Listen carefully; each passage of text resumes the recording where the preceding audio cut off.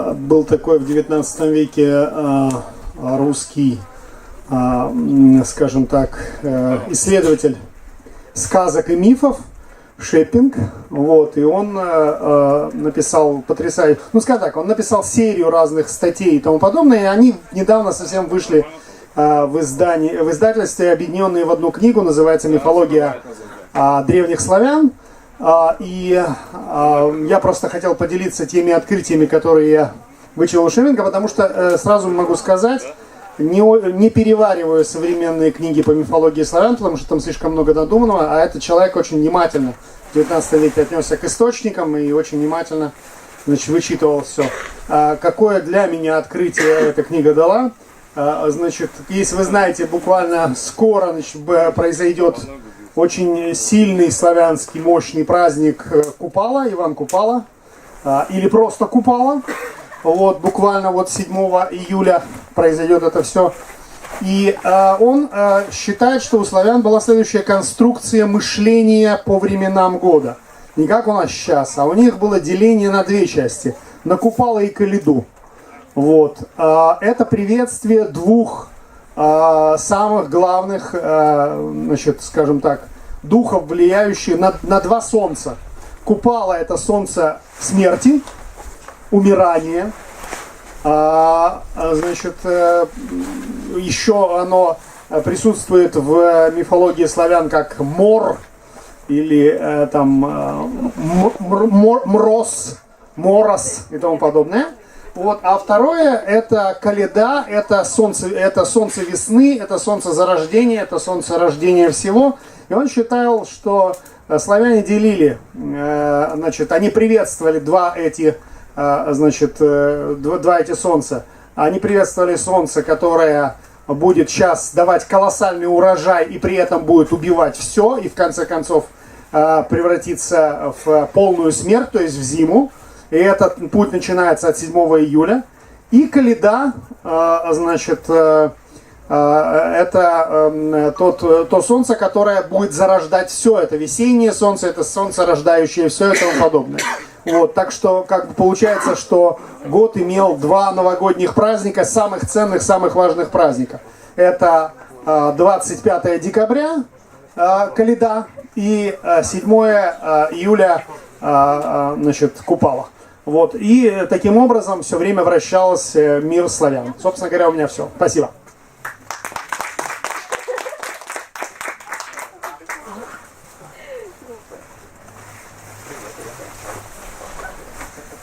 Так, всем привет. Сначала такой вопрос. Кто читает комиксы? Или читал комиксы и так далее? Поднимите руки, пожалуйста. Анимасики считаются? Не совсем. Так, ну хорошо, примерно половину даже. Ну, я, в общем, хочу рассказать даже не о книге, а о комиксе. Называется «Трансметрополитен». Кто-нибудь про него слышал? В общих чертах расскажу, что это такое. Мир будущего, ну, не очень далекого. Жанр, скорее, киберпанк. И, соответственно, весь комикс рассказывает нам о жизни журналиста из будущего. Ну, госжурналиста, если быть точнее. То есть, вот он ведет собственные расследования и так далее. Вот в таком довольно мрачном, антиутопичном мире. Ну, и это просто шедевр. То есть, он прекрасен во всем. Почему я еще про него говорю? Потому что сейчас недавно буквально его официально перевели на русский язык. И достать и сказать его совершенно несложно. Если у кого-то есть какое-то предубеждение к комиксам, что это там, ну, не искусство, там, что это несерьезно и прочее, то просто попробуйте прочитать. Ну, потому что там прекрасно все. Там отличная рисовка, то есть там кадр, где, ну, не кадр, сцена, где показано там 100 человек в толпе, все абсолютно разные, с какими-то там уникальными чертами там лиц, одежды и так далее, то есть просто до вот, мелочей. Все продумано, сюжет безумно интересный, то есть он лихо закручивается, там сюжетные повороты тоже довольно неожиданные, и вот. И что важный момент, этот комикс очень сильно, ну, он довольно старый уже, довольно сильно повлиял, в принципе, на массовую культуру. То есть, кому интересен киберпанк, в принципе, как жанр, это тоже будет очень полезно прочитать, и, мне кажется, сильно понравится. Ну, собственно, все. А еще раз, как называется? Трансметрополитен. Да. Вот. Запиши. Спасибо. Я запомнил слово панк. Так, ладно. Да, номер 30. Где-то здесь. Ты, да, помните номера? Ага. Это 5-й, да. Стас претендует на варкоины. Поэтому 2 раза смешных примерно расскажет.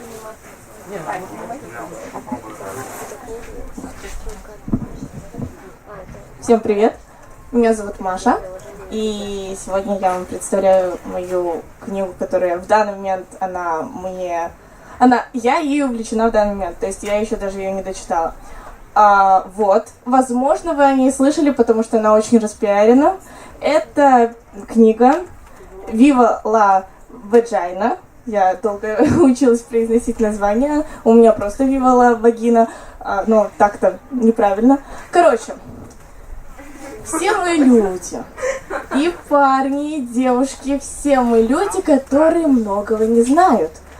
Не знают что? Не знают строение элементарного тела. Мы не знаем друг друга, мы не знаем ничего. Хотя, опять же, мы постоянно взаимодействуем. То есть даже если кто-то сейчас подумал, что эта книга специально для девушек, она специально для девушек, но пацанам это просто необходимо прочитать всем. Это всем необходимо прочитать. И пацанам, и девушкам, и как вы себя считаете, как хотите. Потому что она рассказывает про все. Про все, что у нас между ног, про все, что у нас вот тут, про все. Это потрясающе. То есть я читаю, я за первые 50 страниц узнала больше, чем в школе по биологии, когда мы проходили эту тему.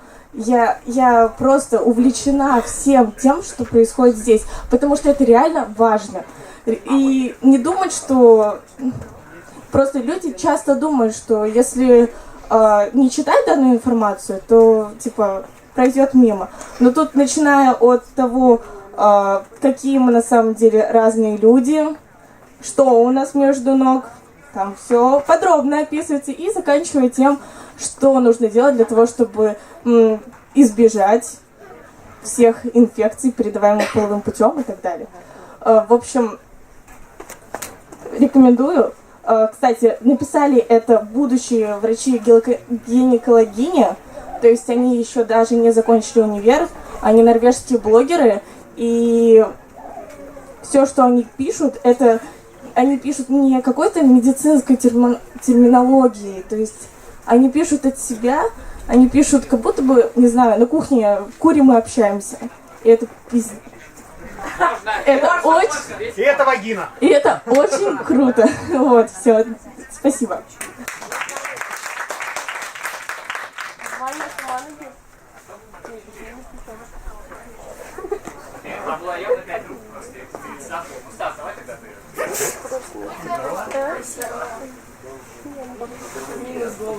Что? Подожди, так ты же хотела.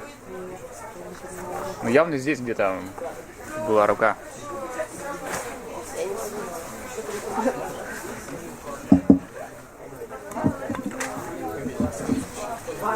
Всем добрый день.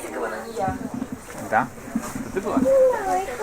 Как просил Паша, расскажу о 2 книгах, но очень коротко. Значит, первая книга будет полезна для тех, кто пишет для других людей какие-то тексты. Вы можете быть журналистом, можете быть начальником, который пишет распоряжения, письма подчиненным или другие организации. Она называется «Пишу, сокращай». Автор Максим Ульянов.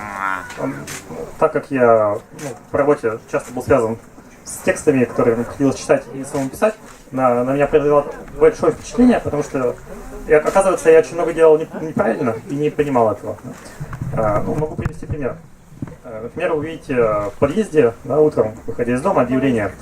Администрация управляющей компании сообщает, что в связи с планируемыми плановыми работами по замене трубопроводов горячего водоснабжения ожидается отключение горячей воды в период с 5 по 8 июля, в связи с чем просим вас принять меры и так далее. То есть это очень большой сложный текст, вы его прочитали, поняли, но вам нужно было немножко напрячься. А можно было написать так: с 5 по 6 июля не будет горячей воды, потому что нам нужно отремонтировать трубопровод. Да? Ваша администрация. То есть смысл тот же самый, да, а написано гораздо короче. Дело в том, что в первом объявлении было очень много лишней информации, которая потребителю не нужно узнать. Вот, но это делает сложнее его восприятие. Вот. И этот момент, если он может быть не так важен в каких-то объявлениях в подъезде, но он важен тогда, когда вы что-то хотите продать. Не за деньги даже, а какую-то идею, чтобы кто-то прочитал. Что для сейчас, вот, допустим, листаете ленту новостей, да? Огромное количество текста, да? И вот вы, допустим, начинаете читать, если вас первые там 5 слов не зацепили, вы пролистываете, да, условно говоря. Вот, если писать очень сложно, очень много лишних слов, да, то ваш текст, скорее всего, будет пролистан и прочитает меньше людей, да, чем вы бы хотели. Вот, и вот эта книга, она говорит о том, как сделать текст проще. И там очень простые правила, да, что нужно исключать депричастные обороты, выбирать те слова, которые нельзя подтвердить, ну, там, допустим, там, известно что, там, да, или несомненно. Ну, если вот их убрать, то смысла не убавится, а читать будет легче. Вот это была первая книга. Можно, как с точки зрения этой книги будет составлены анонсы на Баркас? Я их не читал. Кто их читает, да? Я знаю, что тут клево, я просто приезжаю и все. Ты еще работал вообще? Ну, тем более. Так, вторая книга. Я, к сожалению, не помню имя автора. Хотел загуглить сейчас, но интернет не потянул у меня. Она называется «Психология влияния». Это американский автор. Она будет полезна для тех, кто либо работает в продажах, либо собирается что-то покупать, либо вообще кому интересно знать, как можно манипулировать людьми, либо наоборот, как можно не допустить, чтобы вы манипулировали. Там приводятся интересные психологические приемы, как заставить человека принять решение, причем сделать это таким образом, как будто бы он сам принял решение, а не его заставили. Половина кейсов — это приемы менеджеров по продажам, которые увеличивают свои продажи таким способом. Приведу два примера. Например, у него автора называется это «Низкий мяч». Допустим, человек приходит в автосалон, он выбирает машину, там, и ему называют как бы очень низкую цену автомобиля. Он сравнивает там с другими салонами, думает: о, клево, здесь дешевле, хорошо, я беру у вас. Да? И когда он уже как бы принял решение, как бы представил, что эта машина его, там взял уже ручку, да, чтобы написать, тут менеджер ему говорит: слушайте, я забыл, тут оказывается не включен там кондиционер, магнитола, еще что-нибудь, да. Вот, ну, вам это нужно? Человек такой думает: блин, ну вообще-то да, надо. Тогда, ну, цена будет побольше. Вот. И когда добавляются вот эти опции, да, вот, то есть менеджер их сознательно о них умолчал, чтобы клиенту было проще принять решение. А потом сказал в конце: вообще клиент в этот момент еще может отказаться, сказать: стало дороже, я как бы уже не хочу вас покупать, да? Но ему уже тяжелее это сделать, потому что ему нужно, ну, мысленно снова начинать принимать решения, снова думать. Вот. А тут у него уже есть психологическая как бы установка, что все, я хочу купить здесь, и ему легче, как бы, к черту, да, давай я заплачу чуть больше, да, вот за эти ваши опции, но я уже вот, ну, куплю место. Наконец-то реализую свое стремление, которое я уже себе представил. Вот. Или еще был такой у него пример. Вот из США, значит, по домам граждан, людей ходил менеджер по продажам. Это была молодая спортивного вида девушка, легко одетая. Значит, она говорила, что мы проводим опрос, да, того, как проводят люди время, можно там задать им несколько вопросов. Значит, она была нацелена на клиентов мужчин. Вот, и она спрашивала: как часто вы посещаете, допустим, там, театр, предположим, да? Вот. Очень многие мужчины совершенно, как сказать, подсознательно пытались выглядеть в ее глазах лучше и врали, что да, я там каждую неделю хожу в театр, да, условно говоря. Хотя на самом деле там, они не ходят в театр, или очень, очень редко ходят. Она задает им подобные вопросы, на которые они отвечают, немножечко проверяя, да, просто, ну что, ну как, она такая симпатичная, им хочется понравиться, и даже они этого даже, может быть, не осознают сознательно, да, и приукрашивают свой досуг. И тут она говорит: слушайте, я вот работаю в компании, и мы предлагаем скидочные купоны вот на эти вещи, куда вы часто ходите. Согласитесь, вот если вот вы ходите, вот как сколько вы сказали, вы можете реально сэкономить с нашим купоном. Вы заплатите нам, там, не знаю, $100, а сэкономите 200. Согласитесь? Мужчина такой: ну, вообще, ну да, как бы. если исходить из того, что он сказал правду, он действительно сэкономит. Но на самом деле не сэкономит, потому что он не ходит так часто по этим заведениям, но он уже не может признаться, что он ее обманывал, да? Вот.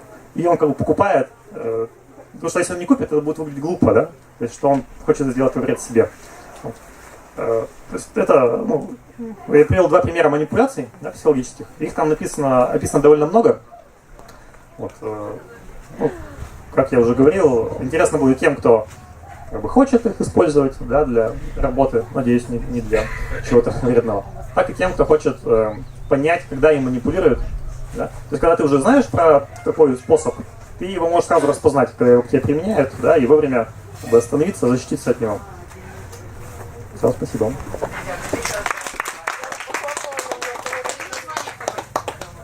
Психология влияния. Да, отлично. У нас вот следующий мятный выступающий, а кто еще так? Вот, раз и два. Хорошо, ладно, да. Вперед. И просто те, кто пришел, здесь, во-первых, есть сидушки, а во-вторых, мы здесь рассказываем про книги, приложения или онлайн-сервисы. Можно касательно нашей темы, но можно и нет, как вы видели из всех предыдущих выступлений.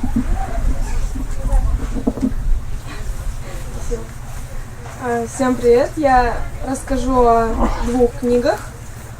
Поднимите руку те, кто сталкивался с произведением «Портрет Дориана Грея». Отлично. Вот это будет просто сравнение, вот как раз эти 2 книги, о которых я расскажу. Вот «Портрет Дориана Грея». Вот вы смотрели фильм, верно? Книгу кто-нибудь читал? Вот, что вы можете сказать о вот том, что было в фильме, и о том, что было в книге? Все совершенно по-разному. То есть в книге очень много упущено таких подробностей, как он переживал то время, когда уезжал, чем он вообще развлекался, так сказать, и губил свой портрет. Вторая книга — это «Парфюмер. История одного убийцы». Читали? Смотрели? Вот. Смотрели, да? Читали. Вот это вот тоже, опять же, разнообразие того, как вот в книге намного больше описано вот эти чувства, что он чувствовал к той девушке со сливами. И вот это вот в фильме вот этого не передается. И вот если вот люди, которые говорят, что есть книги намного лучше фильмов, а вот, например, «Портрет Дориана Грея» тут наоборот. И вот те, кто не читал «Портрет Дориана Грея» или «Историю убийцы», парфюмер, вот советую очень. Это очень меняет. Все, думаю, спасибо.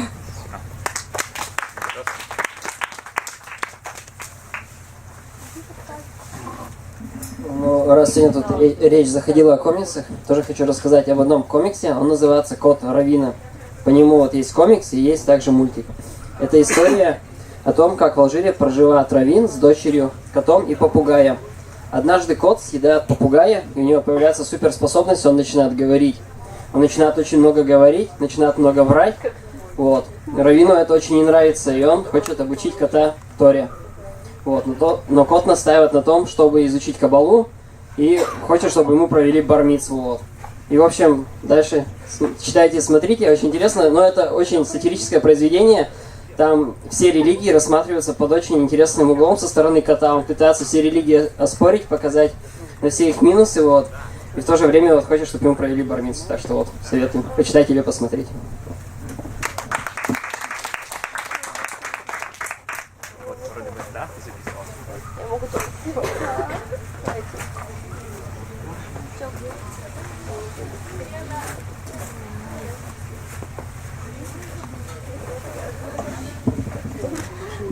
Хочу рассказать о книге, которая называется «Исповедь маски», написанная Мисимой.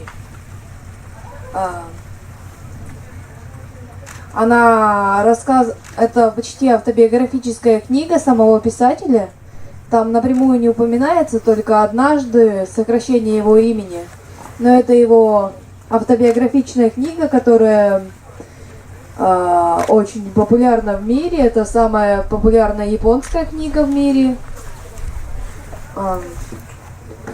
В ней рассказывается о жизни и взрослении своего самого Мисима. У него были очень странные взгляды на жизнь через призму смерти, так сказать. И, ну, в общем, там рассказывается о том, как он жил это время. В то время эту книгу приняли очень скандально, огромный скандал был, но в то же время это вознесло саму книгу на вершины, так сказать, популярности.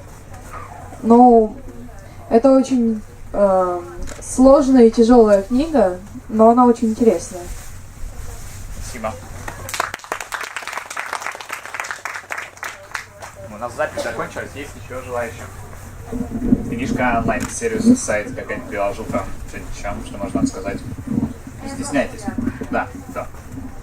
Ну? Есть? Нет? Ну ладно, я могу рассказать тогда про одну. На самом деле я могу... есть, да, отлично. Вот после меня тогда, если не против. Вот. На самом деле, главное хочу сказать, что у нас вот, если кто не знает, что почитать, можете спросить у Даши Чернышова. Вот она главный поставщик книг для моего чтения последние года 2. И, наверное, самая классная книга, которую я прочитал, это Донна Тарт, да, правильно? Да, фамилия у нее такая, Донна Тарт. И книжка под названием «Щеголд». Вот, наверное, книжка, в которой я периодически... Я читал ее в самолетах долгое время, в течение нескольких месяцев, так, урывками. Но каждый раз, когда я садился в самолет, потом я находил какой-то отрывок в этой книжке, фотографировал его и отправлял своим разным там, друзьям. Потому что мне казалось, что книжка, она про так, судьбу парня, где-то лет с 10, наверное, и до вот его там полного взросления, такой роман через его историю. В общем, такая книжка, что называется, в котором я находил себя. Такой и всех своих друзей, на самом деле. Но эта книжка не про меня в этом плане, что у этого чувака все было совсем по-другому. Он жил в Нью-Йорке, и у него жизнь сложилась по-другому, и он совсем по-другому принимал решения.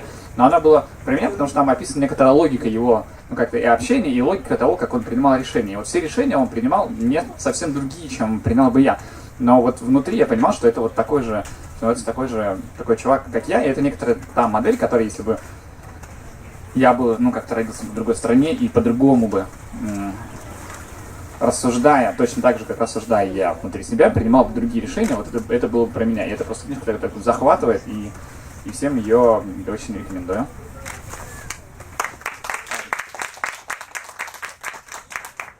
Донна Тарт Щеголд.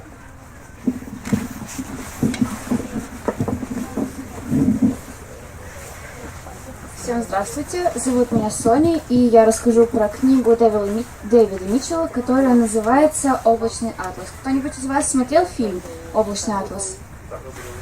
Вот, такие фильмы я просто обожаю, и хочу сказать сразу, что книга и фильм совершенно разные. В фильме нет одной сюжетной линии, которая очень хорошо прописана в книге, но тем не менее я восхищаюсь этим фильмом, потому что настолько точно вырезать эту сюжетную линию, чтобы не пострадал другой сюжет, это очень сильно. Так что фильм советую тоже, и хочу рассказать вообще про книгу.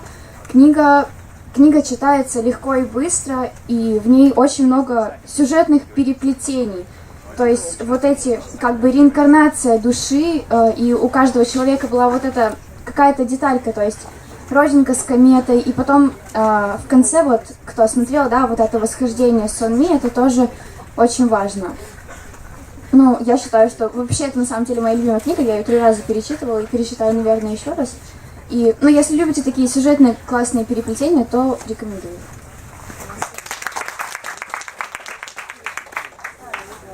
Кто хочет еще?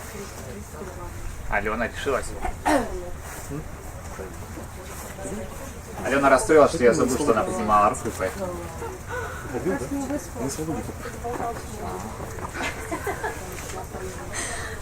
Даже зря доболтала. Я, наверное, не про книгу расскажу. На самом деле хотела рассказать про книгу и не про одну, но я подумала, что раз про книги рассказывать, я расскажу про сайт, которым я пользуюсь. Это сайт для того, чтобы делать инфографику. Он называется creately.com, и он прям классный, потому что там есть разные картинки, и вы можете с помощью этих картинок сделать свои презентации или показать какие-то данные, которые вы получаете, очень круто. То есть там не просто графики, а можно, например, я даже не знаю, очень жаль, что нельзя показать. Можно сделать просто очень наглядную информацию, И я использовала этот сайт в том числе для того, чтобы сделать презентацию для защиты своей дипломной работы. У меня дипломная работа про автобусы, и у меня там были всякие автобусики такие налеплены. Опять, да. И это было очень круто, и даже комиссии на дипломе это очень понравилось. Поэтому я вам очень советую, особенно. Я вижу, что здесь много студентов или ребят, которые только закончили школу и как раз будут поступать в университеты. И мне кажется, что вам это очень пригодится, и будет круто, и ваши презентации будут самыми классными в группе. Поэтому я вам советую еще раз приятли.com, зайдите, посмотрите. Сказала Алена, которая недавно защитила диплом. Поэтому взаимные аплодисменты.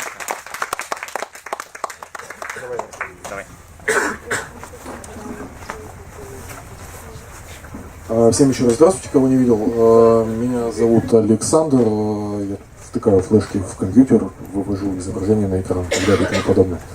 Расскажи про книгу, которая тебя этому научила. Нет, это не книга, это жизнь. Это нужно вставать в 6 утра и пахать до 3 утра. Только так не вырабатываются такие мелкомоторные навыки, как вот для детей 3 лет. Что-то такое.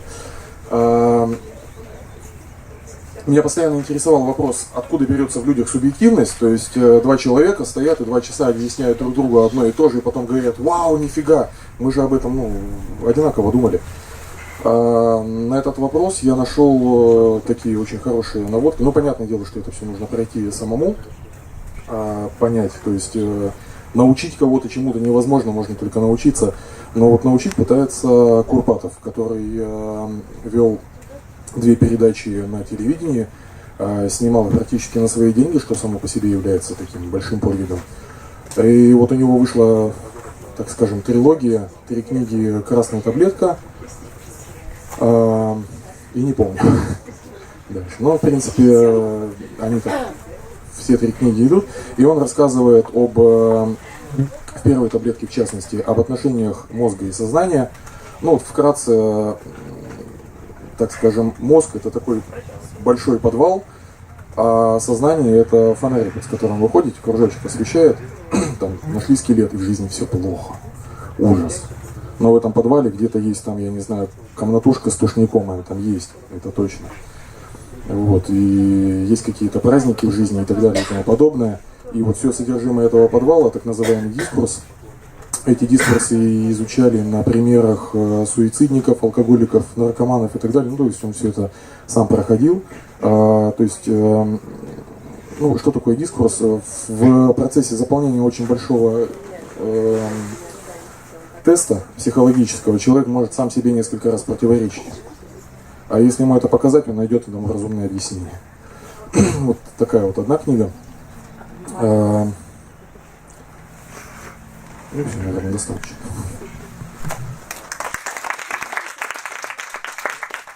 Номер 3. Сейчас посмотри, есть еще это ты там руками машешь комаров, да? Да. Я тебя как раз хотел попросить даже специально. Тебе можно 4 книги. Мы же отсюда не уйдем. Здравствуйте. Ну да, через мой труп, да. Спасибо. Я уже представил себе эту картину, это просто великолепно. Наконец-то. Что было?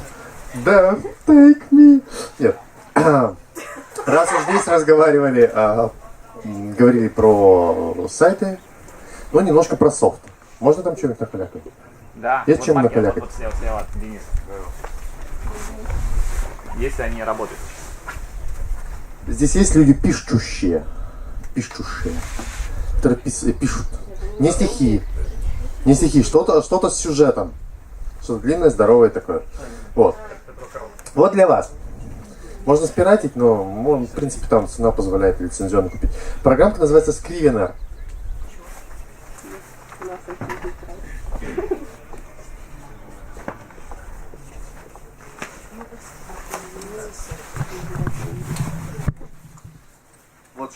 Штуки 3 моих любимых писателя, они вот ею клянутся, там, божатся и все такое, сделали себе татуировки на интимном месте с вот этого вот лого.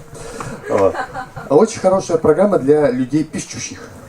Вообще, по идее, в ней можно писать не только там, романы, повести, рассказы, и тому подобные вещи. В ней можно писать кандидатские диссертации, это много чего писать можно, статьи.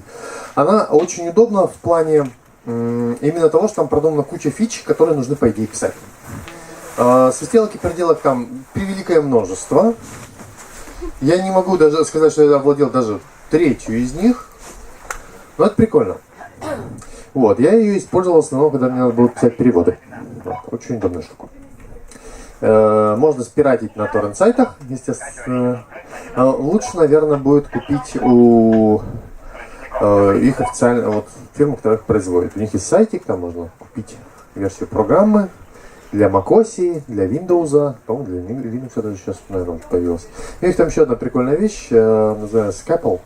Вот, для того, чтобы писать схемы сюжетных линий. Но это очень специализированный же прибор. Вот, все.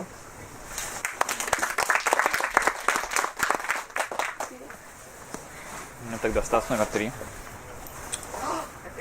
Снова? Просто огромный опыт чтения, надо же что-то как-то с ним делать, не просто же так. Я хочу рассказать скорее не про конкретную книгу, а про авторов. Надеюсь, что мой рассказ сподвигнет кого-то из вас их прочитать, хотя, может быть, уже многие знакомы.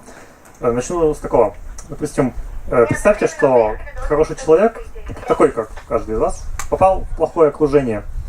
Останетесь ли вы хорошим или станете таким же, как окружение? Допустим, вы попали в тюрьму. Да? Ну, что будет с вами? Да? То есть вы, согласитесь, будете стоять твердо на своих убеждениях, да? О том, что такое хорошо, или начнете поступать так же плохо, как те, кто рядом с вами. Вот. Первый вопрос, да? Второй вопрос. Представьте, что у вас есть высшая цель облагодетельствовать очень много людей, и вы это можете сделать, но как бы не сразу, это какой-то такой процесс, да, некоторый. И в процессе этого вы сближаетесь с какими-то людьми, конкретными, там, 1-2, и им грозит опасность, и вы можете их спасти, но жертвуя вот этим процессом. То есть, если они могут погибнуть, но в будущем очень много людей будут жить лучше. Да? Или если вы их сейчас спасете, то как бы все было зря. Да? Вот что вы выберете? Вопрос. Еще вопрос. Какой? Работа, она для денег или она должна быть частью жизни и приносить удовольствие? Да? Вот. В общем, все эти вопросы, они раскрываются в таких книгах, ну как сказать, демонстрируются. Это... Так, с чего я начал? Первая книга это... «Обитаемый остров». Фильм был недавно. Фильм не смотрите, ужасно. Потом вторая книга это «Трудно быть Богом». С Ермольником был фильм, тоже не смотрите. Это тоже ужасно. Нет, он по-своему интересный, но не говорит, о чем суть. Вот, и там, третья книга это «Понедельник начинается в субботу». Авторы этих книг это Аркадий Борисович Стругацкий. У них, они жили в советское время, тогда, когда была цензура, о которой мы говорили вчера, и, скажем так, многие проблемы, которые в их жизни были, они не могли писать о них открыто, прямо, да, они очень метафорично это делали, они писали фантастические рассказы про другие планеты, да, вот. И вот там с персонажами на других планетах происходили те проблемы, которые были вот в их окружении. И это вот очень круто, у них очень легкий, интересный язык. Можно даже не задумываться о их глубинном смысле, просто читать для удовольствия. Но если вот вам интересно, так сказать, подумать о вопросах, на которые я вам сейчас, которые я задал, да, вот можно почитать эти книги и посмотреть, как там развивались события. Так, может быть, вы примете как бы сторону, да, персонажей, либо наоборот не примете. Еще вспомнил четвертый вопрос. Представьте, что, значит, вы вернулись домой сейчас с баркэмпа, и вам приходит письмо, да, там, всем участникам баркэмпа с вещами с трехдневный срок прибыть там, не знаю, в МВД. Вот такое письмо вы получили, да? Что вы будете делать? Вот. Это ситуация подобная, это описывается в книге «Жиды города Питера». Вот, то есть в некотором роде, как я считаю, мы сейчас проходим некую реальность, похожую на ту, которая была во времена творчества этих Стругацких. И поэтому, как сказать, их книги начинают играть вот как новыми красками в приложении к сегодняшнему дню. Вот, поэтому рекомендую почитать для удовольствия, либо для смысла.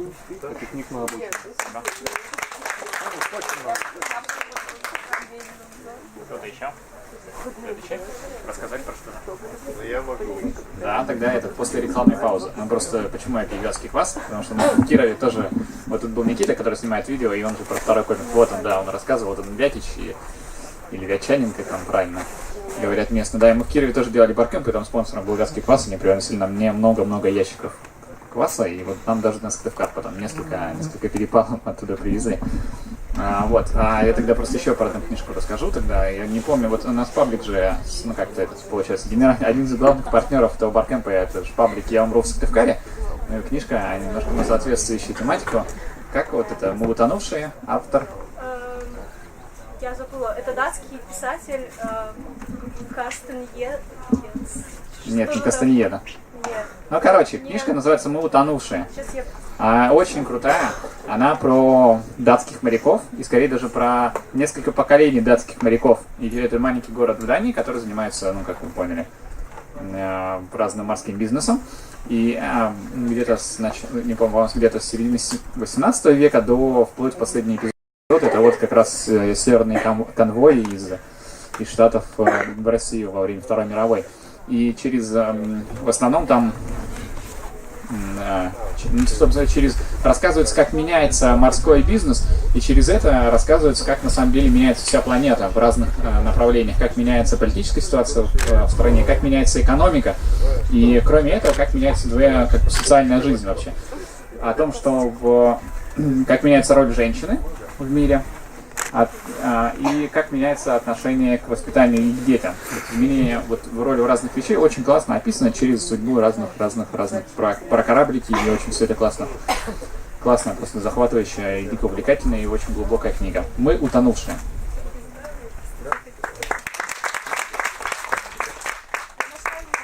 На самом деле, и просто прочитали. Потому что Даша читать не умеет? Я не выговорю. А какой из них? Карстен Йенсен. Карстен Йенсен. «Мы утонувшие». Мы утонувшие не в Сыктывкаре. Капец вообще. Это предательство тонуть не в Сыктывкаре. Мы же умрем в Сыктывкаре. Ну не все. Кто-то пошел нет. Я собираюсь жить вечно, пока получается. Баян. Да. Древний, но тем не менее справедливый. Вот. Я тоже, как вы уже поняли, я люблю потрындеть.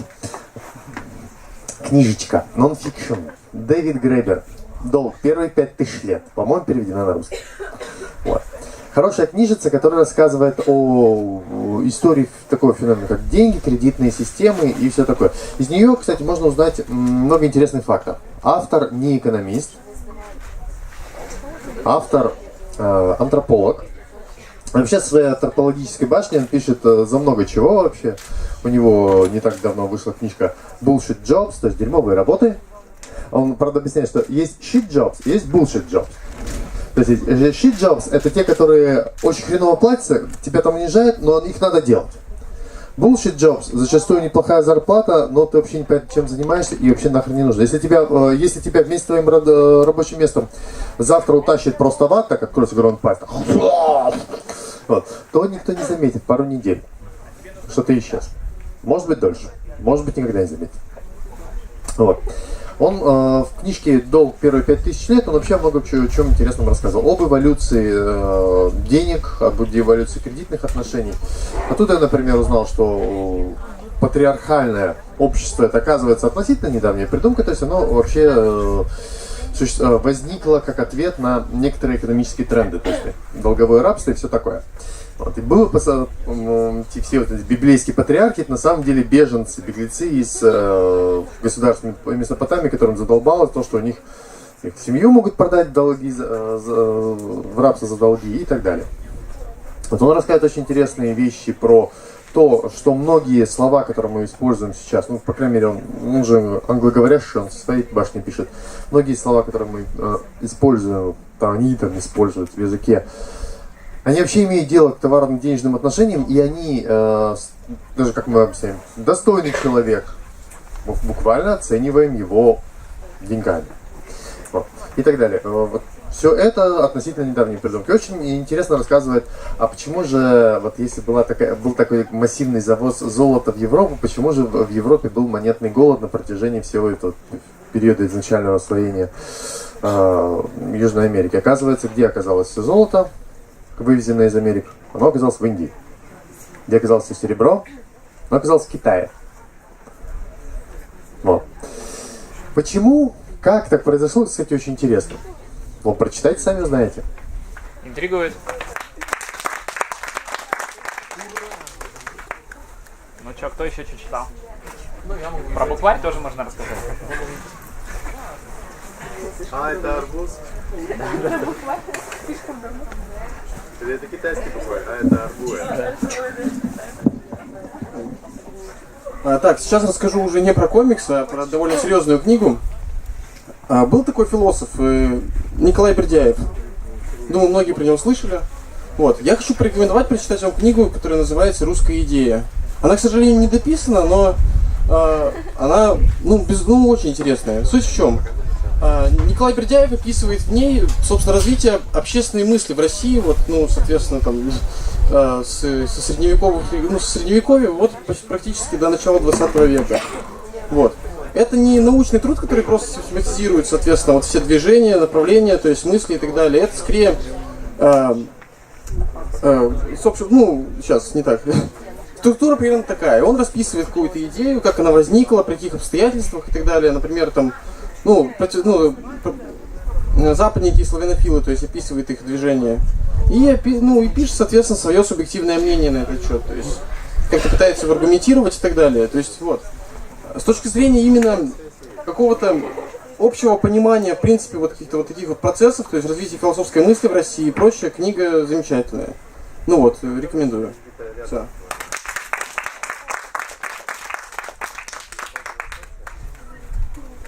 Записывался тайный Леонид. Я вот не могу вспомнить автора. Где? Там микрофон. Автора не могу вспомнить. Автора. Да, значит, многие, наверное, фильм смотрели, но просто очень рекомендую книгу. И сейчас вышло продолжение. Не помню, даже «Бабушка велела кланяться», кажется, продолжение называется. Книжка совершенно замечательная. «Вторая жизнь Уве». Фильм, наверное, смотрели некоторые. Шведский автор. Вот, как бы я это характеризовал. Вот у нас сейчас много всяких хороших понятий возникло, да, там типа политкорректности, типа терпимости, типа там, не знаю, гендерного разнообразия, типа вот всего этого. Но я еще не видел, чтобы кто-то сумел вот очень простыми какими-то словами, очень простыми какими-то вещами, очень как по-доброму все это описать в книге. То есть Уве — это такой очень традиционный шведский персонаж, в общем, даже консервативный, в общем, даже там в каких-то вещах там нетерпимый, например, там, значит, он там ярый поклонник там Сабов, там, ненавидит Вольво, там, да, в каком-то смысле, вот. Но, а с другой стороны, так сказать, он отличается удивительным просто здравым смыслом, удивительной терпимостью ко всему новому, как будто воспринимает мир как есть, и в результате это такая смешная мешанина, значит, вот этого вот уже такого старого, как бы, традиционного Уве, каких-то молодых мигрантов, каких-то молодых ЛГБТшников, молодых там, в общем, короче, так сказать, все это, так сказать, очень как-то по-доброму, очень красиво, значит, очень современно. Прекрасная книга, всем рекомендую читать. Вот мне кажется, вот это что-то, вот какой-то новый жанр, на самом деле. Вообще шведы вообще как-то успешно создают новые жанры. Я, например, считаю, что Стиг Ларсон, да, тоже создатель какого-то совершенно нового чего-то, да, вот целого мира, новых жанров, какой-то такой вот социальный. Это детектив, это не детектив, я даже не знаю, как это назвать, да, но все, наверное, знают, да, это «Девушка с татуировкой дракона» и вот продолжение. Вот, значит, но это вот такой новый современный социальный взгляд на вещи, как бы, почему остросюжетный с одной стороны, и с другой стороны с каким-то таким очень глубоким, таким современным пониманием всего. Очень жалко, что автор умер, кстати сказать, да, это Стиг Ларсон. Вот. Ну, в общем, я даже вот по итогам этих, я как-то был время, когда я много ездил в Стокгольм, как бы, да, и я, значит, даже там для каких-то друзей водил экскурсии по местам Стига Ларсона. Вообще вот можно такие вещи делать по местам вот этой девушки с татуировкой драконов. Это очень прикольно, как бы, да, вот когда вживаешься в какие-то места, там они узнаваемые, они такие приятные, да, но особенно такие как Стокгольм, там, ну хотя это можно на самом деле. Хочется, чтобы кто-то написал про Сыктывкар, чтобы можно было водить по местам каким-нибудь по каким-нибудь местам там какого-нибудь героя.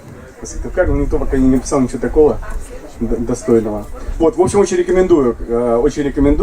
Вторая жизнь Уве и там продолжение.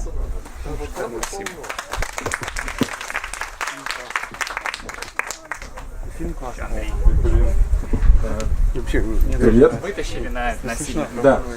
Рассказать про мобильное приложение, которое мне нравится. Мне нравится мобильное приложение Google Slides. Google презентация. Удобная штука, когда вам нужно... Бывает такая проблема, ты составил презентацию на компьютере, запаковал ее в какой-нибудь там PowerPoint, отправил ее, да, там, людям, которые просили с тебя презентацию, а потом есть промежуток между тем, как ты отправил, и выступлением. И в этот промежуток ты с кем-то разговариваешь, объясняешь свою тему и начинаешь понимать, что ты хочешь в ней изменить.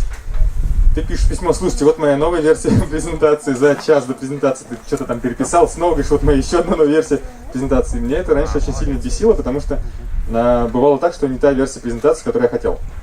А с этим приложением мне очень удобно. То есть я устанавливаю на телефон, я отправляю ссылку на презентацию, не саму жесткую копию, а ссылку на превью. И когда кто-то там, например, рассказывает, разговаривает, я начинаю исправлять ее прямо здесь на мобилочке, и она исправляется на компьютере. Я могу ее, то есть вот, переключать, переставлять, менять. И вторая вещь, что нам нравится в команде, мы создали себе шаблоны, и таким образом у нас все презентации в принципе одинаковые по виду, по количеству слайдов и по оформлению.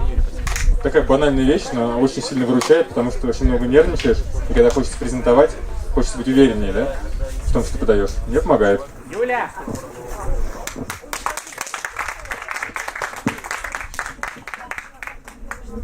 Спасибо. Да. Нужно приложение, которое помогает держать микрофон. Ну что, есть кто еще вспомнил какие приложения? Или книжки? Или рассказы? Да, у нас просто осталось 10 минут, и надо забить это полезным контентом. Здравствуйте, меня зовут Наташа, я тут, оказывается, я только что приехала, просто вот прям 5 минут назад. И да, решила воспользоваться случаем рассказать вам про книжку, которую я читала лет 5 назад, она, можно сказать, изменила мою жизнь. Она называется «Свобода учиться», и ее автор Карл Роджерс. Это психолог американский, очень известный. Она написана таким довольно популярным языком, и там поднимается такой вопрос, может ли существовать школа без оценок? Вот вообще без оценок. Совсем. Может ли существовать школа без насилия? Можем ли мы общаться без насилия, не заставляя людей? И основная мысль, которая там развивается, заключается в том, что люди в нормальной среде, в нормальной ситуации не хотят ничего плохого. Они не хотят, не знаю, лежать, не хотят пить и курить, а хотят делать что-нибудь хорошее. И вот задача образования в том, чтобы создать такую среду, когда человек может развивать себя, когда он может работать в группе, когда может помогать другим. И на примерах американских школ это работает. И кажется, что она только про школу, на самом деле нет. На самом деле эта книга, конечно, про жизнь и про то, как мы все общаемся. Вот. И, мне показалось, что она супер интересная, и я стала какие-то принципы применять в своем общении и на работе. И просто в жизни. В общем, она мне очень понравилась, и я ее всем рекомендую. Спасибо. Да, классно. Наташе просто нужно рассказать. Наташа Журавлева, вот наш гость, у нее выступление через один вроде бы будет. Digital Greenpeace, как спасать мир в интернете, но более интересно. Хотя нет, может быть и выступление будет тоже супер интересно, я не сомневаюсь, да. Более интересно, как Наташа сюда еще добиралась. Просто, как я понимаю, Наташа опоздала на один самолет, потом купила себе билет новый. И тоже с ним не срослось. И тоже пришла в аэропорт, и ей сказали: ой, какая-то ошибка, на самом деле вы не улетите этим рейсом. И Наташе пришлось купить себе еще один билет. Вот насколько человек рвался на барке. Поэтому спасибо тебе и спасибо Гринпису, который купил эти билеты. Ну что, у кого еще? 3 минуты славы. Баркоин ждут, может. Расскажешь что-нибудь? Баркоин? Баркоин, за Баркоина, да, за Баркоина. Есть еще? Желаешь что-нибудь рассказать? Ну давай, Алексей, забивай эфир. А вот сейчас... Человек, работающий филлером. Аниме. Это я. Нет, ребят, я не эпизод на пляже, увы. Никакого фан-сервиса. Кто-нибудь из вас читал Сэндмана, «Песочного человека», Нила Геймана? Кто-нибудь вообще читал Нила Геймана? «Американские боги», поди, да? «Детишки Ананси». В неплохом переводе на русском языке вышли. Да, клевый товарищ, хотя он на самом деле так, примерно одну и ту же шарманку поет уже 2 десятилетия, как минимум. Так вот, Нил Гейман на самом деле отметился в искусстве раньше, еще до «Американских богов». «Американские боги» написаны в нулевых годах. Он интересно рассказывал про то, как у него возникла идея, как он их написал, как он потом спустя 10 с лишним лет переписал их, и куда делся эпизод с Иисусом. У него был эпизод с Иисусом, который он изъял из книги, и он изъял его из юбилейного 10-летнего издания, потому что говорит, не влезает, как-то он туда не встает. Но я не мог его не написать, потому что это США, потому что это Иисус. Вот. Он сделал абсолютно крутую, невероятную штуку еще раньше.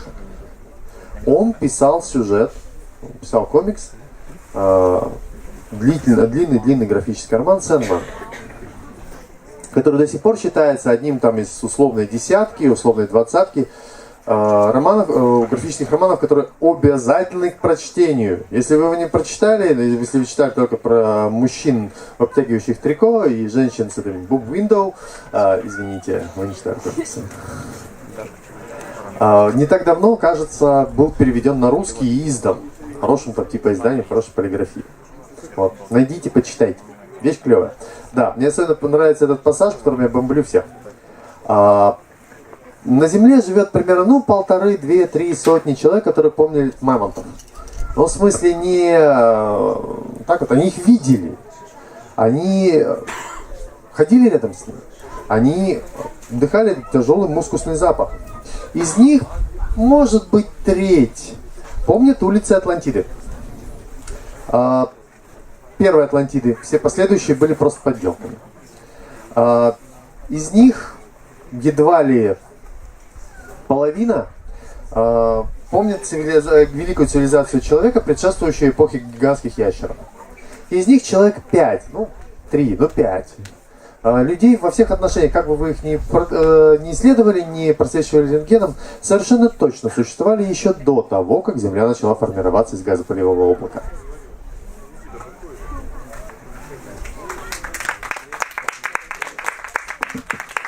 Еще раз Андрей к нам приходит, он вспомнил книгу. Книгу можно было, да. Я увлекаюсь тем, как строится организация, и я читал про это много книг, потому что очень не хватало мне знаний.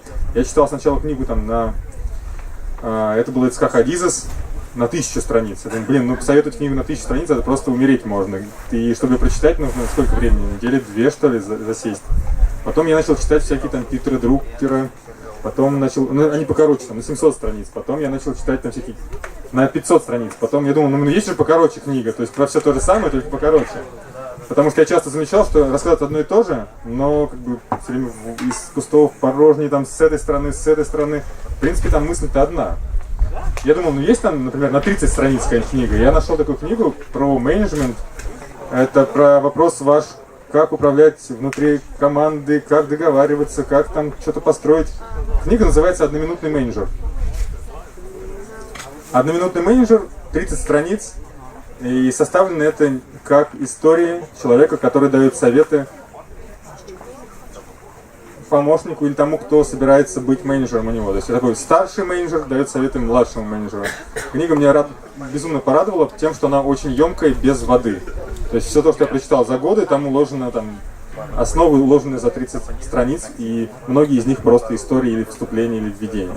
Так что советую вам, если хотите начать с чего-то и быть уверенным, что 80% знаний вы получите из какой-то одной книги, я советую ее.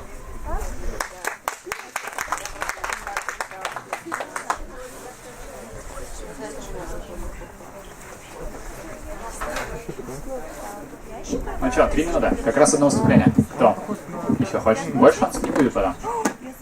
Последний шанс не бракуем. Ну что, кто? Есть еще? Вот, все, классно.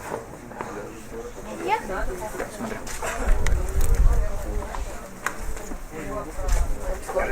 Всем приветики, меня зовут Илья, если кто-то не знает. Я расскажу вам про одну штуку, которая помогает человеку. В общем, есть такое приложение, называется Watertime Pro, и оно помогает вам пить больше воды. Потому что воду пить нужно, она помогает для обмена веществ, ну вы все знаете, в общем. То есть там просто стаканчик, 200 мл, 300 мл, 500 мл, кофе, чай, молоко и сок. И там все рассчитано, сколько вам нужно пить воды на рост, вес и возраст. Там он напоминает вам, если у вас есть вот такие браслетики, еще лучше, потому что так удобнее. И там есть капелька, которая радуется за вас, если вы пьете. То есть у нее улыбочка такая появляется. И это очень клевая штука. Всем советую. Watertime.